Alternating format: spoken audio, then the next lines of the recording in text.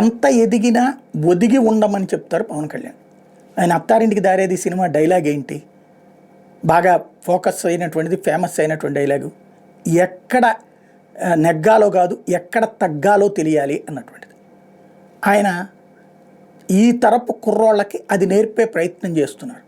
కానీ పవర్ అనేటటువంటి అహంకారం వాళ్ళనే మార్చేస్తుంది.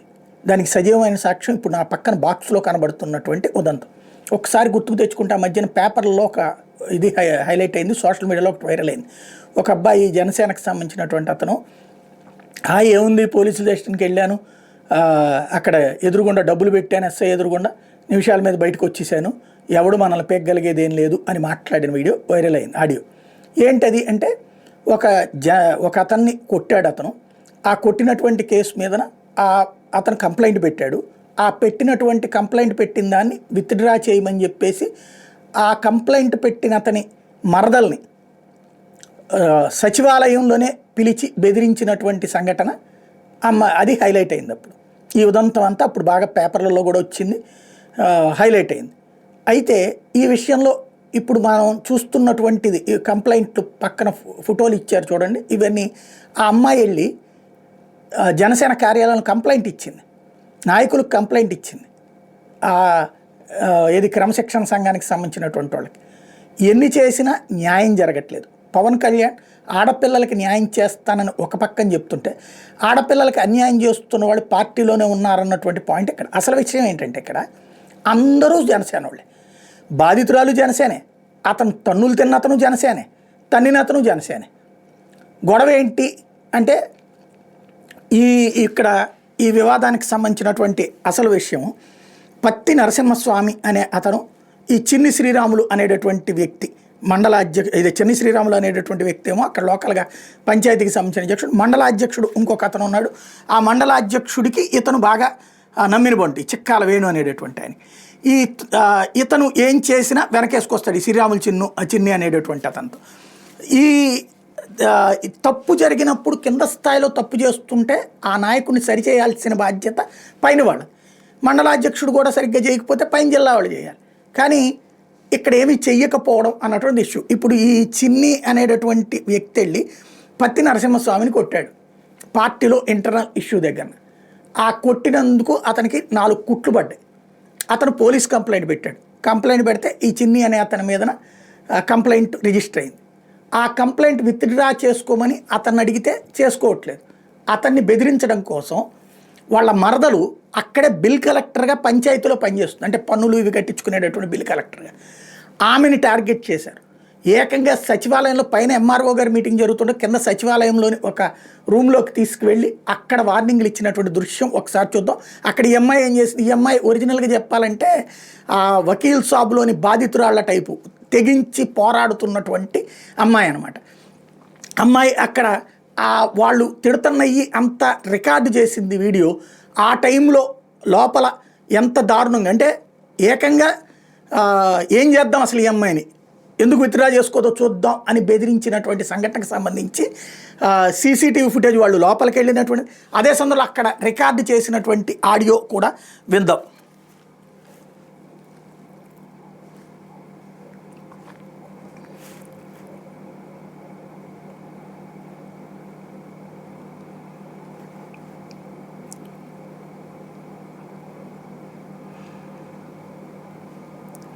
అక్కడ సీసీటీవీ ఫుటేజ్ కనబడుతుంది కదా, ఈ ఆడియో పరంగా ఆ లోపల జరిగినటువంటిది విందాం.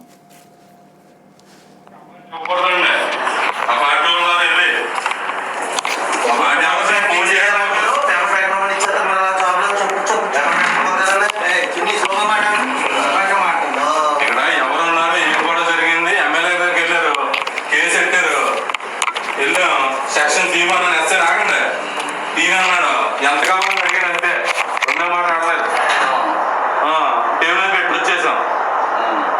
ఇదేమో ఆ పోలీసుల గురించి అతను మాట్లాడినటువంటి మాటలు. ఓవరాల్గా అమ్మాయిని పిలిచి బెదిరించినటువంటి సంఘటన అన్నటువంటిది పెద్ద సంచలనాత్మకమైనటువంటి అంశమైంది. అమ్మాయి మళ్ళీ పోలీసులకు కంప్లైంట్ పెట్టింది. పోలీసులు అతన్ని అంటే అమ్మాయి కంప్లైంట్ పెట్టింది. అంతకుముందు వాళ్ళ బావ పెట్టాడు. ఈ అమ్మాయినే బెదిరించేటప్పటికి ఈ అమ్మాయి పేరు వెంకటలక్ష్మి వెళ్ళి కంప్లైంట్ పెట్టింది. కంప్లైంట్ పెట్టిన అమ్మాయిని మళ్ళీ బెదిరింపులు. చివరికి ఆమె ఎస్పీకి ఫిర్యాదు చేయడం, ముందు అంతటికంటే ముందు జనసేన కార్యాలయానికి వెళ్ళి కంప్లైంట్ చేసింది. అయినా సరే పట్టించుకోలేదు. అక్కడ లోకల్గా ఉన్నటువంటి జిల్లా జనసేన నాయకుడికి చెప్తామన్నారు ఈ అమ్మాయి జోలికి వెళ్ళొద్దని. కానీ అతను వీళ్ళింటి ముందే బైకులు వేసుకుని తిరుగుతుంటాడు, బెదిరిస్తుంటాడు. దాంతో ఇప్పుడు ఆ అమ్మాయి ఏమంటుంది, న్యాయం ఎక్కడా, పోలీసులకి కంప్లైంట్ చేసినా సరే అలా కేసు పెట్టి ఇలా వదిలేస్తే న్యాయం ఎక్కడా అన్నటువంటిది. అమ్మాయి ఏం మాట్లాడుతుందో ఒక్కసారి విందాం. మాది పశ్చిమ గోదావరి జిల్లా తణుకు మండలం దువ్వ గ్రామం. నేను గత 10 సంవత్సరాలుగా దువ్వ గ్రామ పంచాయతీలో బిల్ కలెక్టర్గా పనిచేస్తున్నాను.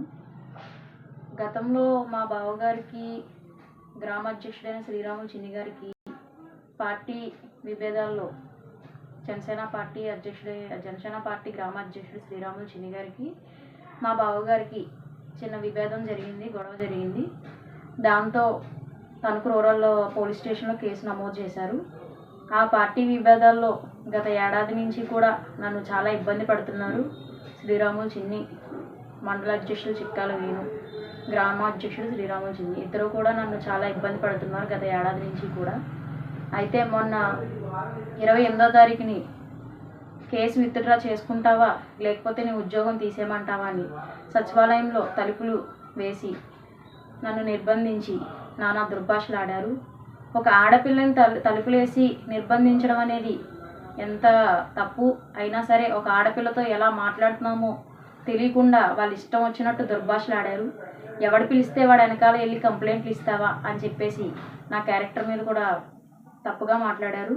వాళ్ళు ఇష్టం వచ్చినట్టు నోటికి ఎంత వస్తే అంత అన్నట్టుగా మాట్లాడారు. మిగతా పెద్దలందరూ కూడా తప్పు అని చెబుతున్నా సరే వాళ్ళు ఇష్టం వచ్చినట్టు రెచ్చిపోయారు.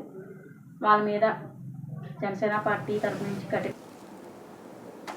ఈ మొత్తం ఎపిసోడ్లో కనబడుతున్నది ఒకటే ప్రధానమైనటువంటిది ఏంటంటే, అమ్మాయి ఏమో ఆత్మగౌరవం కోసం పోట్లాడుతుంది, న్యాయం కోసం ఆ కుటుంబం పోరాడుతుంది.